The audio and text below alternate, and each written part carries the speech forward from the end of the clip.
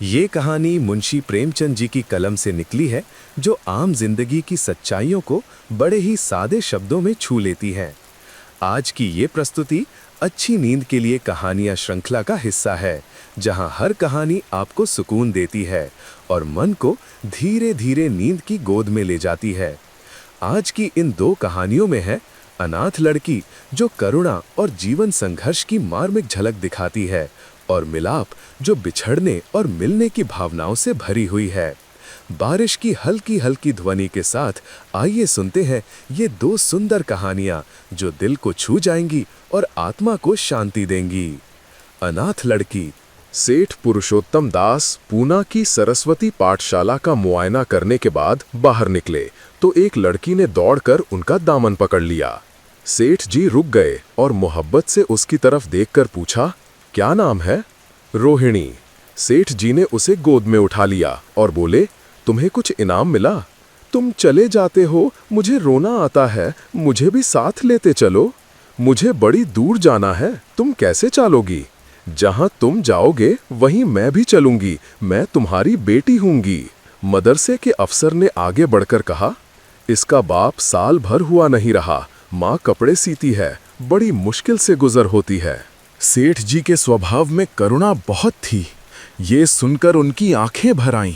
उस भोली प्रार्थना में वो दर्द था जो पत्थर से दिल को पिघला सकता है। बेकसी और यतीमी को इससे ज्यादा दर्दनाक ढंग से जाहिर करना नामुमकिन था। उन्होंने सोचा, इस नन्हे से दिल में न जाने क्या अरमान होंगे, और लड़कियां अपने खिलौने दिखाकर कहती होंगी, ये मेरे बाप ने दिया है। वो अपने बाप के साथ मदरसे आती होंगी, उसके साथ मेलों में जाती होंगी और उनकी दिलचस्पियों का जिक्र करती होंगी। ये सब बातें सुन सुनकर इस भोली लड़की को भी ख्वाहिश होती होगी कि मेरा भी बाप होता। माँ की मोहब्बत में गहराई और आत्मिकता होती है जिसे बच्चे समझ नहीं सकते। बाप की मोहब्बत में खुशी और चाव होता है जिसे बच्चे खूब समझते हैं। अच्छा, मैं तुम्हें अपनी बेटी बनाऊंगा, लेकिन खूब जी लगाकर पढ़ना। अब छुट्टी का वक्त आ गया है, मेरे साथ आओ, तुम्हारे घर पहुंचा दूं। ये कहकर उन्होंने रोहिणी को अपनी मोटर कार में बिठा लिया। रोहिणी ने बड़े इत्मीनान और गर्व से अपनी सहेलियों की तरफ देखा। उसकी बड़ी बड़ी आंखें खुशी से चमक रही थीं और चेहरा चांदनी रात की तरह खिला हुआ था। सेठ ने रोहिणी को बाजार की खूब सैर कराई और कुछ उसकी पसंद से, कुछ अपनी पसंद से बहुत सी चीजें खरीदी। यहाँ तक कि रोहिणी बातें करते करते कुछ थक सी गई और खामोश हो गई। शाम होते होते रोहिणी के घर पहुंचे और मोटर कार से उतरकर रोहिणी को अब कुछ आराम मिला। दरवाजा बंद था। उसकी माँ किसी ग्राहक के घर कपड़े देने गई थी। खिलौने उलट पलट कर देखती है और गुड़ियों की आवाज सुनकर हंसती है। इतने में रोहिणी की माँ रुक्मिणी कपड़ों की एक पोटली लिए आती दिखाई दी। रोहिणी दौड़कर छलांग लगाती है और माँ के पैरों से लिपट जाती है। रुक्मिणी का चेहरा पीला था, आंखों में हसरत और बेकसी छिपी हुई थी। आज तू इतनी देर तक कहाँ रही? मैं तुझे ढूंढने पाठशाला गई थी। मैं मोटर कार पर बैठकर बाजार गई थी, वहाँ से बहुत अच्छी अच्छी चीजें लाई हूँ। वो देखो कौन खड़ा है। माँ ने सेठ जी की तरफ ताका और लजाकर सिर झुका लिया। क्यों, तुम मेरे बाप हो ना? हाँ, तुम मेरी प्यारी बेटी हो। अब तुम रोज यही रहा करोगे? मैं यहाँ रहूंगा तो काम कौन करेगा? मैं कभी कभी तुम्हें देखने आया करूंगा, लेकिन वहां से तुम्हारे लिए अच्छी अच्छी चीजें भेजूंगा। रोहिणी कुछ उदास सी हो गई। इतने में उसकी माँ ने मकान का दरवाजा खोला और बड़ी फुर्ती से मैले बिछावन और फटे हुए कपड़े समेटकर कोने में डाल दिए कि कहीं सेठ जी की निगाह उन पर न पड़ जाए। रुक्मिणी अब इस सोच में पड़ी थी कि मैं इनकी क्या खातिर तवाज़ो करूं। उसने सेठ जी का नाम सुना था, उसका पति हमेशा उनकी बड़ाई किया करता था। आखिर जब अंधेरा हो गया और पास के ठाकुर द्वारे से घंटों और नगाड़ों की आवाजें आने लगीं तो, बाई जी, अब मैं जाता हूँ, मुझे अभी यहाँ बहुत काम करना है। मेरी रोहिणी को कोई तकलीफ ना हो, मुझे जब मौका मिलेगा उसे देखने आऊँगा। उसके पालने पोसने का काम मेरा है और मैं उसे बहुत खुशी से पूरा करूँगा। उसके लिए अब तुम कोई फिक्र मत करो, मैंने उसका वजीफा बांध दिया है और ये उसकी पहली किस्त है। ये कहकर उन्होंने अपना खूबसूरत बटुआ निकाला और रुक्मिणी के सामने रख दिया। गरीब औरत की आंखें में आंसू जारी थे। उसका जी बरबस चाहता था कि उसके पैरों को पकड़कर खूब रोए। जब सेठ जी चले तो उसने दोनों हाथों से प्रणाम किया। आपने एक बेबस पर दया की है, ईश्वर आपको इसका बदला दे। दूसरे दिन रोहिणी पाठशाला गई तो उसकी बाकी सज धज आंखों में खूबी जाती थी। उस्तानियों ने उसे बारी बारी प्यार किया और उसकी सहेलियां उसकी एक एक चीज को आश्चर्य से देखती और ललचाती थी। अच्छे कपड़ों से कुछ स्वाभिमान का अनुभव होता है। आज रोहिणी वो गरीब लड़की ना रही जो दूसरों की तरफ विवश नेत्रों से देखा करती थी। आज उसकी एक एक क्रिया से शैशवोचित गर्व और चंचलता टपकती थी और उसकी जबान एक दम के लिए भी ना रुकती थी। कभी मोटर की तेजी का जिक्र था, कभी बाजार की दिलचस्पियों का बयान, कभी अपनी गुड़ियों के कुशल मंगल की चर्चा थी और कभी अपने बाप की मोहब्बत की दास्तान। दिल था कि उमंगों से भरा हुआ था। 1 महीने बाद सेठ पुरुषोत्तम दास ने रोहिणी के लिए फिर तोहफे और रुपये रवाना किए। बेचारी विधवा को उनकी कृपा से जीविका की चिंता से छुट्टी मिली। वो भी रोहिणी के साथ पाठशाला आती और दोनों माँ बेटियां एक ही दर्जे के साथ साथ पढ़ती। लेकिन रोहिणी का नंबर हमेशा माँ से अव्वल रहा।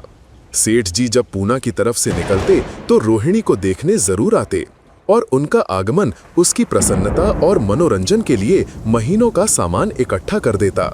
इसी तरह कई साल गुजर गए और रोहिणी ने जवानी के सुहाने हरे भरे मैदान में पैर रखा, जबकि बचपन की भोली भाली अदाओं में एक खास मतलब और इरादों का दखल हो जाता है। रोहिणी अब आंतरिक और बाह्य सौंदर्य में अपनी पाठशाला की नाक थी। हाव भाव में आकर्षक गंभीरता, बातों में गीत का सा खिंचाव और गीत का सा आत्मिक रस था। कपड़ों में रंगीन सादगी, आंखों में लाज संकोच, विचारों में पवित्रता।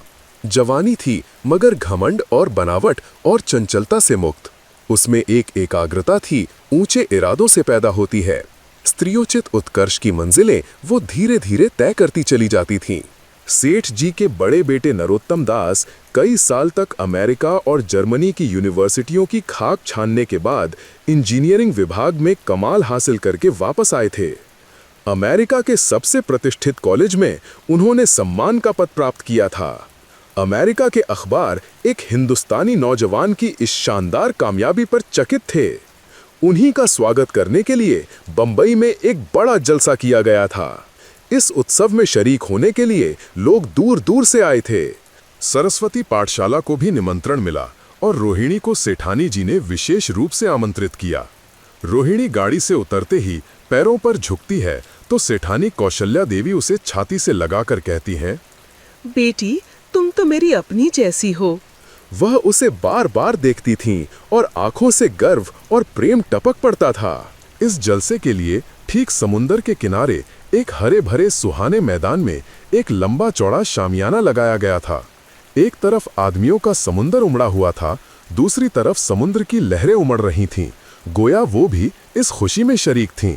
जब उपस्थित लोगों ने रोहिणी बाई के आने की खबर सुनी तो हजारों आदमी उसे देखने के लिए खड़े हो गए। यही तो वो लड़की है जिसने अब की शास्त्री की परीक्षा पास की है। अब भी इस देश की स्त्रियों में ऐसे रतन मौजूद हैं। शहर की कई प्रतिष्ठित महिलाओं ने आकर रोहिणी को गले लगाया और आपस में उसके सौंदर्य और उसके कपड़ों की चर्चा होने लगी। आखिर मिस्टर पुरुषोत्तम दास तशरीफ लाए। दर्शन की उत्कंठा पागलपन की हद तक जा पहुंची थी। एक भगदड़ सी मच गई, कुर्सियों की कतारें गड़बड़ हो गईं। कोई कुर्सी पर खड़ा हुआ, कोई उसके हत्थों पर। कुछ मनचले लोगों ने शामियाने की रस्सियां पकड़ी और उन पर जा लटके। कई मिनट तक यही तूफान मचा रहा। रोहिणी अपनी मंडली के साथ गीत गाती है, देश प्रेम में डूबा हुआ गीत। सारे उपस्थित लोग बिल्कुल शांत थे और उस समय वो सुरीला राग, उसकी कोमलता और स्वच्छता, उसकी प्रभावशाली मधुरता, उसकी उत्साह भरी वाणी दिलों पर वो नशा सा पैदा कर रही थी। गीत बंद होने पर तारीफ की एक आवाज न आई, वहीं ताने कानों में अब तक गूंज रही थीं। गाने के बाद विभिन्न संस्थाओं की तरफ से अभिनंदन पेश हुए और तब नरोत्तम दास लोगों को धन्यवाद देने के लिए खड़े हुए। मैं आप सभी का धन्यवाद करता हूँ। लेकिन उनके भाषण से लोगों को थोड़ी निराशा हुई। सार्वजनिक सभा के सामने खड़े होते ही शब्द और विचार दोनों ही उनसे बेवफाई कर जाते थे। उन्होंने बड़ी बड़ी मुश्किल से धन्यवाद के कुछ शब्द कहे और तब अपनी योग्यता की लज्जित स्वीकृति के साथ अपनी जगह पर आ बैठे। कितने ही लोग उनकी योग्यता पर ज्ञानियों की तरह सिर हिलाने लगे। अब जलसा खत्म होने का वक्त आया। वो रेशमी हार जो सरस्वती पाठशाला की ओर से भेजा गया था मेज पर रखा हुआ था। उसे हीरो के गले में कौन डाले? प्रेसिडेंट ने महिलाओं की पंक्ति की ओर नजर दौड़ाई। चुनने वाली आंख रोहिणी पर पड़ी और ठहर गई। उसकी छाती धड़कने लगी, लेकिन आदेश का पालन जरूरी था। वह सर झुकाए हुए मेज के पास आई और कांपते हाथों से हार को उठा लिया। एक क्षण के लिए दोनों की आंखें मिलीं और रोहिणी ने नरोत्तम दास के गले में हार डाल दिया। दूसरे दिन सरस्वती पाठशाला के मेहमान विदा हुए, लेकिन कौशल्या देवी ने रोहिणी को न जाने दिया। अभी तुम्हें देखने से जी नहीं भरा, तुम्हें यहाँ 1 हफ्ता रहना होगा। आखिर मैं भी तो तुम्हारी माँ हूँ। एक माँ से इतना प्यार और दूसरी माँ से इतना अलगाव। रोहिणी कुछ जवाब न दे सकी। ये सारा हफ्ता कौशल्या देवी ने उसकी विदाई की तैयारियों में खर्च किया। 7वें दिन वो स्टेशन तक आईं। चलते वक्त उससे गले मिली और बहुत कोशिश करने पर भी आंसुओं को न रोक सकी। नरोत्तम दास भी आए थे। उनका चेहरा उदास था। मुझे ये तो ख्याल ही न रहा, रोहिणी क्या यहाँ से पूना तक अकेली जाएगी? क्या हर्ज है, तुम ही चले जाओ, शाम की गाड़ी से लौट आना। नरोत्तम दास के चेहरे पर खुशी की लहर दौड़ गई। अच्छा, मैं ही चला जाऊंगा। अब वो इस फिक्र में थे कि देखें विदाई की बातचीत का मौका भी मिलता है या नहीं। अब वो खूब जी भरकर अपना दर्द दिल सुनाएंगे और मुमकिन हुआ तो उस लाज संकोच को जो उदासीनता के पर्दे में छिपी हुई है मिटा देंगे। रुक्मिणी को अब रोहिणी की शादी की फिक्र पैदा हुई। पड़ोस की औरतों में इसकी चर्चा होने लगी थी। लड़की इतनी सयानी हो गई है, अब क्या बुढ़ापे में ब्याह होगा? कई जगह से बात आई, उनमें कुछ बड़े प्रतिष्ठित घराने थे, लेकिन जब रुक्मिणी उन पैमानों को सेठ जी के पास भेजती तो वे यही जवाब देते, मैं खुद फिक्र में हूँ। रुक्मिणी को उनकी ये टाल मटोल बुरी मालूम होती थी। रोहिणी को बंबई से लौटे महीना भर हो चुका था। एक दिन वो पाठशाला से लौटी तो अम्मा की चारपाई पर एक खत पड़ा मिला। बहन, जब से मैंने तुम्हारी लड़की को बंबई में देखा है, मैं उस पर रीछ गई हूँ। अब उसके बगैर मुझे चैन नहीं है। क्या मेरा ऐसा भाग्य होगा कि वो मेरी बहू बन सके? मैं गरीब हूँ, लेकिन मैंने सेठ जी को राजी कर लिया है। तुम भी मेरी ये विनती कबूल करो।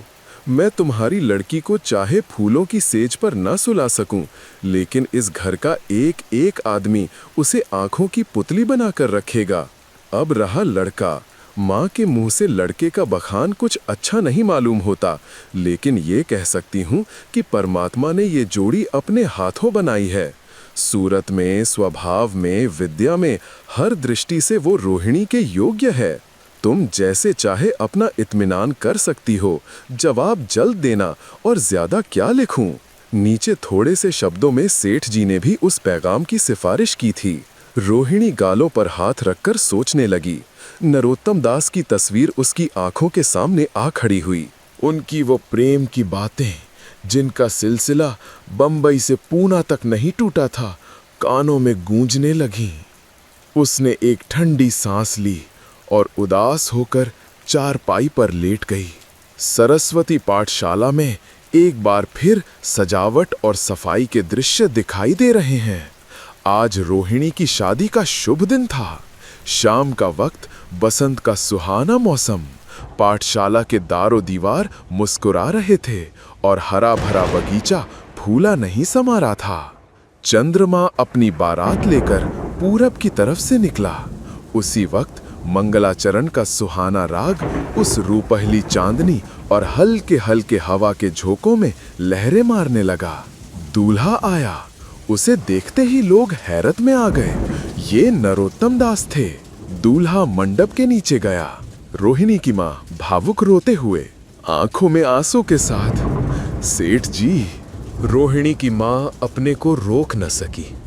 उसी वक्त जाकर सेठ जी के पैर पर गिर पड़ी।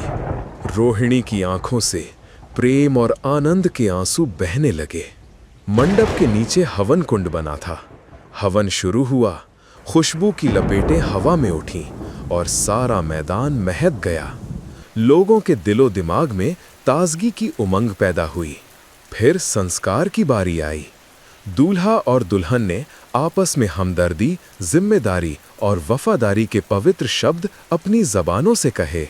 विवाह की वो मुबारक जंजीर गले में पड़ी, जिसमें वजन है, सख्ती है, पाबंदियां हैं, लेकिन वजन के साथ सुख और पाबंदियों के साथ विश्वास है। दोनों दिलों में उस वक्त एक नई, बलवान, आत्मिक शक्ति की अनुभूति हो रही थी। जब शादी की रस्में खत्म हो गईं, तो नाच गाने की मजलिस का दौर आया। मोहक गीत गूंजने लगे। सेठ जी थक कर चूर हो गए थे। जरा दम लेने के लिए बागीचे में जाकर एक बेंच पर बैठ गए। ठंडी ठंडी हवा आ रही थी। एक नशा सा पैदा करने वाली शांति चारों तरफ छाई हुई थी। उसी वक्त रोहिणी उनके पास आई और उनके पैरों से लिपट गई। सेठ जी ने उसे उठाकर गले से लगा लिया और हंसकर बोले, क्यों, अब तो तुम मेरी अपनी बेटी हो गईं। दोस्तों, अनाथ लड़की की ये कथा यहीं समाप्त होती है। अब आइए प्रेमचंद जी की एक और अमर कहानी सुनते हैं, जिसका नाम है मिलाप। लाला ज्ञानचंद बैठे हुए हिसाब किताब जांच रहे थे कि उनके सुपुत्र बाबू नानक चंद आए और बोले, दादा, अब यहाँ पड़े पड़े जी उचट गया। आपकी आज्ञा हो तो मैं सैर को निकल जाऊं। 2-1 महीने में लौट आऊंगा। नानक चंद बहुत सुशील और नवयुवक था। रंग पीला, आंखों के गिर्द हल्के स्याह धब्बे, कंधे झुके हुए। ज्ञानचंद ने उसकी तरफ तीखी निगाह से देखा और व्यंग्यपूर्ण स्वर में बोले, ज्ञानचंद, कठोर व्यंग्य से भरा स्वर, क्यों, क्या यहाँ तुम्हारे लिए कुछ कम दिलचस्पियां हैं? ज्ञानचंद ने बेटे को सीधे रास्ते पर लाने की बहुत कोशिश की थी, मगर सफल न हुए। उनकी डांट फटकार और समझाना बुझाना सब बेकार गया। नानक चंद की संगति अच्छी न थी। पीने पिलाने और राग रंग में डूबा रहता था। ये नया प्रस्ताव उन्हें क्यों पसंद आने लगा? लेकिन नानक चंद उनके स्वभाव से परिचित था। बेधड़क बोला, उन्हें ये नया प्रस्ताव क्यों पसंद आने लगा? लेकिन नानक चंद उसके स्वभाव से परिचित था। बेधड़क बोला, अब यहाँ जी नहीं लगता। कश्मीर की बहुत तारीफ सुनी है, अब वहीं जाने की सोच रहा हूँ। ज्ञानचंद, बेहर्थ है, तशरीफ ले जाइए। नानक चंद हंसकर, रुपये को दिलवाइए, इस वक्त 500 रुपये की सख्त जरूरत है। ज्ञानचंद, ऐसी फिजूल बातों का मुझसे जिक्र न किया करो, मैं तुमको बार बार समझा चुका। नानक चंद ने हठ करना शुरू किया और बूढ़े लाला इनकार करते रहे। यहाँ तक कि नानक चंद झूंझला आकर बोला, अच्छा, कुछ मत दीजिए, मैं यूं ही चला जाऊंगा। ज्ञानचंद ने कलेजा मजबूत करके कहा, बेशक तुम ऐसे ही हिम्मतवर हो, वहां भी तुम्हारे भाई बंद बैठे हुए हैं ना। नानक चंद, मुझे किसी की परवाह नहीं, आपका रुपया आपको मुबारक रहे। नानक चंद की ये चाल कभी पट नहीं पड़ती थी। अकेला लड़का था। बूढ़े लाला साहब ढीले पड़ गए। रुपया दिया, खुशामद की और उसी दिन नानक चंद कश्मीर की सैर के लिए रवाना हुआ। और इस तरह कहानी की नई दिशा शुरू हुई। मगर नानक चंद यहाँ से अकेला न गया। उसकी प्रेम की चालें आज रंग ला चुकी थीं। पड़ोस में बाबू रामदास रहते थे, सीधे साधे इंसान। सुबह नौकरी पर जाते, शाम को लौटते। इसी बीच नानक चंद अपनी कोठी से उनकी बेवा बेटी ललिता को इशारे करता और एक दिन अभागी ललिता उसके जाल में आ फंसी। अब उनके बीच भाग जाने की बातें होने लगीं। आधी रात का वक्त था। ललिता करवटें बदल रही थी। उसके दिल में अजीब सी हलचल थी। सारे गहने उतारकर उसने एक संदूकचे में रख दिए थे। दिल की धड़कन तेज हो चुकी थी, लेकिन नानक चंद पर उसे पूरा भरोसा था। जवानी की सबसे बड़ी नेमत मोहब्बत उसे मिल चुकी थी। तभी दरवाजे की कुंडी खटकी। ललिता चौंकी, धीरे से उठी, गहनों का संदूकचा उठाया और दबे पांव दरवाजे की ओर बढ़ी। जैसे ही दरवाजा खुला, नानक चंद सामने था। उसने ललिता को गले से लगाया। बाहर बग्घी तैयार खड़ी थी। दोनों उसमें बैठकर रात के अंधेरे में निकल पड़े। सुबह जब बाबू रामदास उठे, ललिता गायब थी। उन्होंने घर छाना, लेकिन कुछ पता नहीं चला। बाहर की कुंडी खुली थी। जमीन पर बग्घी के पहियों के निशान साफ दिख रहे थे। बेचारे रामदास सर पकड़कर बैठ गए, लेकिन बदनामी के डर से किसी से कुछ न कह सके। मोहल्ले वालों को बहाना सुनाया कि ललिता अपने ननिहाल गई है, मगर लाला ज्ञानचंद सब समझ गया। धीरे धीरे सारा मोहल्ला जान गया। शर्म और तानों के बोझ से दबे बेचारे रामदास ने आत्महत्या कर ली। लेकिन ये तो सिर्फ शुरुआत थी। नानक चंद और ललिता की कश्मीर यात्रा में अभी और भी भयानक परतें खुलनी बाकी थीं। मोहब्बत की सरगर्मियां नतीजे की तरफ से बिल्कुल बेखबर होती हैं। नानक चंद जिस वक्त बग्घी में ललित के साथ बैठा तो उसे इसके सिवाय और कोई ख्याल न था कि एक युवती मेरे बगल में बैठी है जिसके दिल का मैं मालिक हूँ। उसी धुन में वो मस्त था। बदनामी का डर, कानून का खटका, जीविका के साधन, उन समस्याओं पर विचार करने की उसे उस वक्त फुर्सत न थी। हाँ, उसने कश्मीर का इरादा छोड़ दिया। कलकत्ते जा पहुंचा। किफायत शारी का सबक न पढ़ा था। जो कुछ जमा जथा थी 2 महीनों में खर्च हो गई। ललिता के गहनों पर नौबत आई, लेकिन नानक चंद में इतनी शराफत बाकी थी। दिल मजबूत करके बाप को खत लिखा, मोहब्बत को गालियां दी और विश्वास दिलाया कि अब आपके पैर चूमने के लिए जी बेकरार है, कुछ खर्च भेजिए। लाला साहब ने खत पढ़ा। तस्कीन हो गई कि चलो जिंदा है, खैरियत से है। धूमधाम से सत्यनारायण की कथा सुनी, रुपया रवाना कर दिया। लेकिन जवाब ने लिखा, खैर जो कुछ तुम्हारी किस्मत में था वो हुआ। अभी इधर आने का इरादा मत करो, बहुत बदनाम हो रहे हो। तुम्हारी वजह से मुझे भी बिरादरी से नाता तोड़ना पड़ेगा। इस तूफान को उतर जाने दो, तुम्हें खर्च की तकलीफ ना होगी, मगर इस औरत की बाह पकड़ी है तो उसका निभा करना, उसे अपनी ब्याहता स्त्री समझो। नानक चंद दिल पर से चिंता का बोझ उतर गया।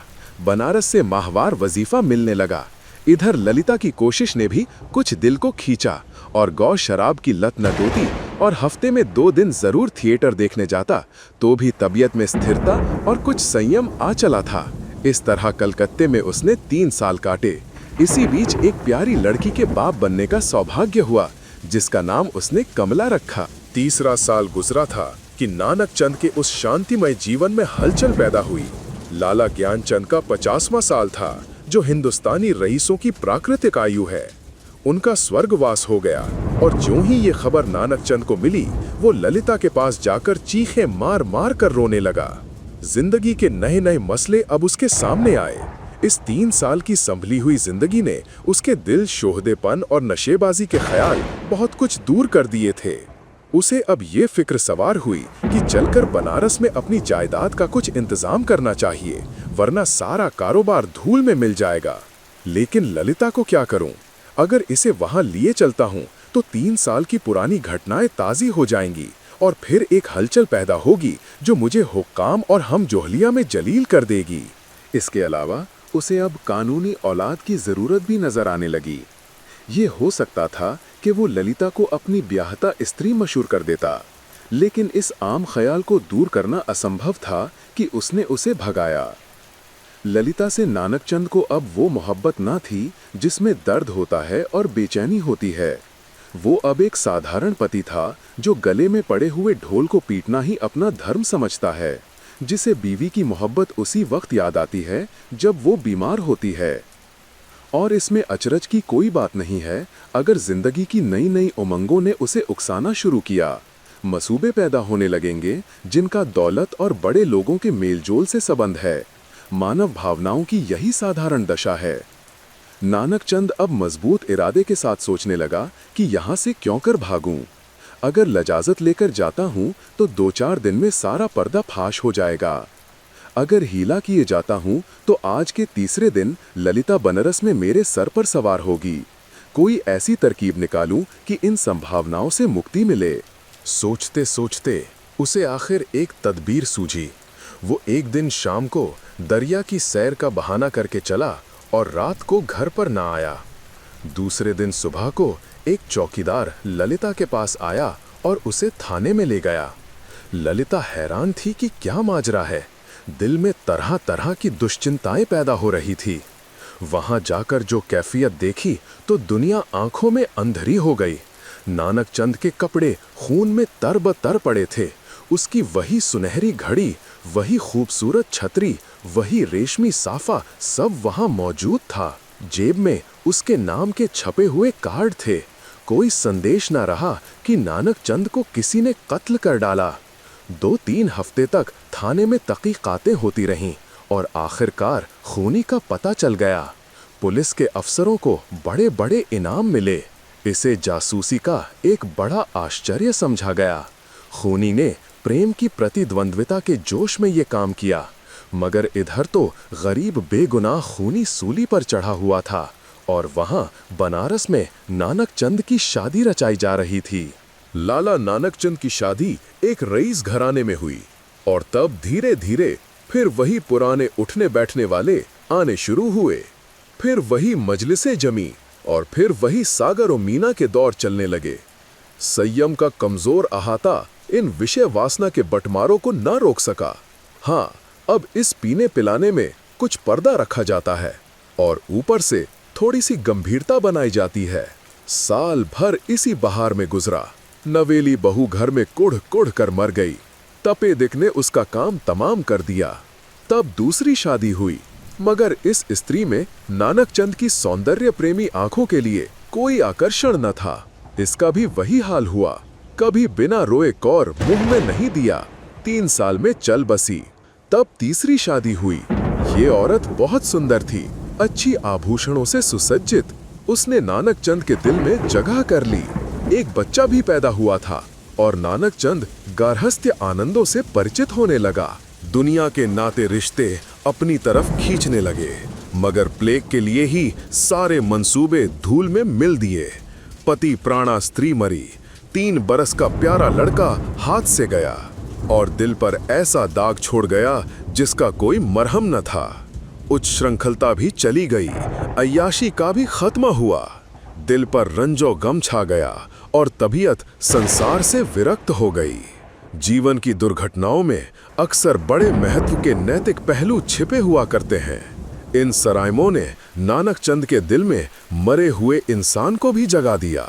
जब वो निराशा के यातनापूर्ण अकेलपन में पड़ा हुआ इन घटनाओं को याद करता तो उसका दिल रोने लगता और ऐसा मालूम होता कि ईश्वर ने मुझे मेरे पापों की सजा दी है। धीरे धीरे ये ख्याल उसके दिल में मजबूत हो गया। उफ, मैंने उस मासूम औरत पर कैसा जुल्म किया, कैसी बेरहमी की। ये उसी का दंड है। ये सोचते सोचते ललिता की मायूस तस्वीर उसकी आंखों के सामने खड़ी हो जाती और प्यारी मुखड़े वाली कमला अपने मरे हुए सौतेले भाई के साथ उसकी तरफ प्यार से दौड़ती हुई दिखाई देती। इस लंबी अवधि में नानक चंद को ललिता की याद तो कई बार आई थी, मगर भोग विलास, पीने पिलाने की उन कैफियतों ने कभी उस ख्याल को जमने नहीं दिया। एक धुंधला सा सपना दिखाई दिया और बिखर गया। मालूम नहीं दोनों मर गईं या जिंदा हैं। अफसोस, ऐसी बेकसी की हालत में छोड़कर मैंने उनकी सुध तक नहीं ली। उस नेक नामी पर धिक्कार है जिसके लिए ऐसी निर्दयता की कीमत देनी पड़े।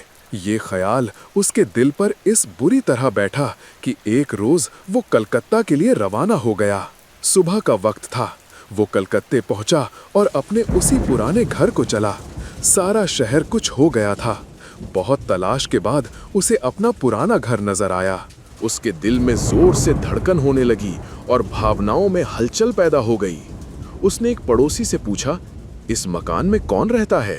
बूढ़ा बंगाली था। बोला, हम ये नहीं कह सकते कौन है कौन नहीं है। इतना बड़ा मुल्क में कौन किसको जानता है। हाँ, एक लड़की और उसका बूढ़ा माँ, दो औरतें रहती हैं। विधवा हैं, कपड़े की सिलाई करता है। जब से उसका आदमी मर गया तब से यही काम करके अपना पेट पालता है। इतने में दरवाजा खुला और एक 13-14 साल की सुंदर लड़की किताब लिए हुए बाहर निकली। नानक चंद पहचान गया कि ये कमला है। उसकी आंखों में आंसू उमड़ आए। बेअख्तियार जी चाहा कि उस लड़की को छाती से लगा ले। कुबेर की दौलत मिल गई। आवाज को संभाल कर बोला, बेटी जाकर अपनी अम्मा से कह दो कि बनारस से एक आदमी आया है। लड़की अंदर चली गई और थोड़ी देर में ललिता दरवाजे पर आई। उसके चेहरे पर घूंघट था और गौ सौंदर्य की ताजगी न थी, मगर आकर्षण अब भी था। नानक चंद ने उसे देखा और एक ठंडी सांस ली। पतिव्रत और धैर्य और निराशा की सजीव मूर्ति सामने खड़ी थी। उसने बहुत जोर लगाया मगर जब्त न हो सका, बरबस रोने लगा। ललिता ने घूंघट की आंखों से उसे देखा और आश्चर्य के सागर में डूब गई। वो चित्र जो हृदय पट पर अंकित था और जो जीवन के अल्पकालिक आनंदों की याद दिलाता रहता था, जो सपनों में सामने आकर कभी खुशी के गीत सुनाता और कभी रंज के तीर चुभाता था, इस वक्त सजीव सचल सामने खड़ा था। ललिता पर बेहोशी छा गई, कुछ वही हालत जो आदमी को सपने में होती है। वो व्यग्र होकर नानक चंद की तरफ बढ़ी और रोती हुई बोली, मुझे भी अपने साथ ले चलो। मुझे अकेले किस पर छोड़ दिया है?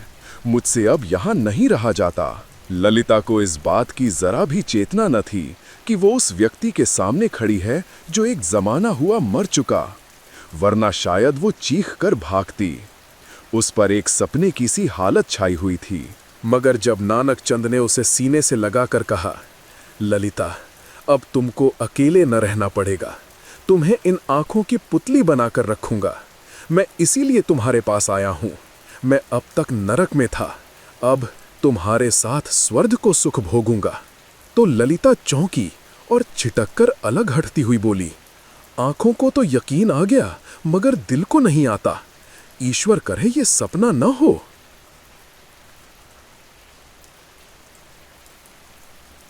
आप सुन रहे थे मुंशी प्रेमचंद जी की कहानियां अनाथ लड़की और मिलाप। उम्मीद है इन कहानियों ने आपके मन को सुकून दिया होगा और नींद को और भी मीठा बना दिया होगा।